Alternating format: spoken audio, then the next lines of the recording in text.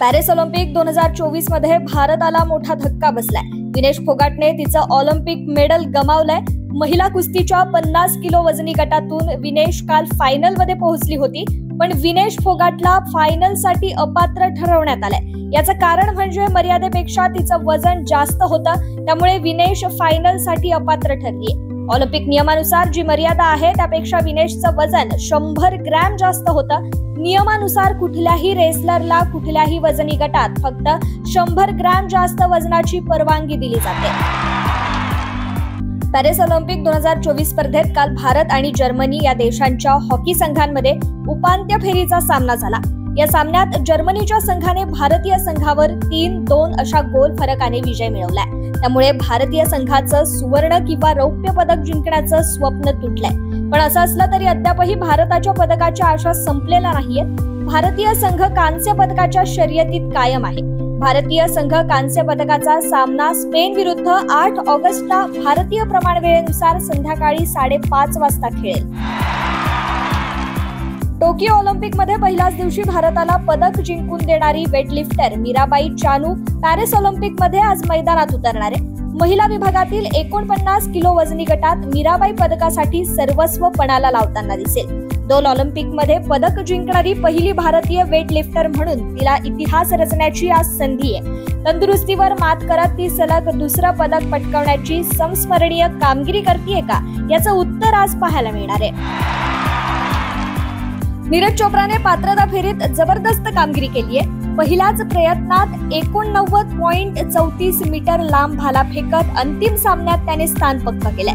पात्रता फेरीत आतापर्यंतच्या भारतीय भालाफेकपटूची ही सर्वोत्तम कामगिरी राहिली आहे। टोकियो ऑलिम्पिक नंतर पॅरिस ऑलिम्पिक मध्येही नीरज चोप्राकडून सुवर्ण पदकाची अपेक्षा आहे, पण नीरज चोप्राला अंतिम सामन्यात पाकिस्तानी भालाफेकपटू अरशद नदीमचं आव्हान असणार आहे। त्यानेही पात्रता फेरीत जबरदस्त कामगिरी केली आहे। नदीमनी 86.59 मीटर लांब भाला फेकून अंतिम फेरी गाठली। पॅरिस ऑलिम्पिक स्पर्धेत 50 किलो वजनी गटात विनेशने अंतिम फेरी गाठून इतिहास घडवला। आतापर्यंत एकाही भारतीय महिला कुस्तीपटूला ऑलिम्पिक फायनल गाठता आली नव्हती, मात्र विनेशने पहिल्याच सामन्यात धक्कादायक निकाल नोंदवताना टोकियोतील सुवर्ण पदक विजेती युवी सुसाकीचं आव्हान मोडून काढलं। जपानच्या खेळाडूने 2-0 अशी आघाडी घेतली होती, परंतु विनेशने उल्लेखनीय कामगिरी केली आणि शेवटच्या 5 सेकंदात ही मॅच 3-2 अशी जिंकून उपांत्यपूर्व फेरीत धडक दिली। IPL 2024 मध्ये रॉयल चॅलेंजर्स बंगळुरूचा संघ स्पर्धेबाहेर झाल्यानंतर क्रिकेटच्या सर्व फॉर्मॅटमधून निवृत्तीची घोषणा करणारा माजी भारतीय यष्टिरक्षक फलंदाज दिनेश कार्तिक पुन्हा एकदा क्रिकेट खेळणार आहे। पुढील वर्षी तो क्रिकेटच्या मैदानात पुनरागमन करणार आहे। 2025 मध्ये पार्ल रॉयल्स संघाकडून तो खेळताना दिसला। दिनेश कार्तिकला काल पार्ल रॉयल्सने SA-20च्या 3ऱ्या हंगामासाठी करारबद्ध केलाय। 9 जानेवारी पासून सुरू होणाऱ्या दक्षिण आफ्रिकेतील T20 क्रिकेटमध्ये खेळणारा दिनेश कार्तिक पहिला भारतीय क्रिकेटपटू असणार आहे।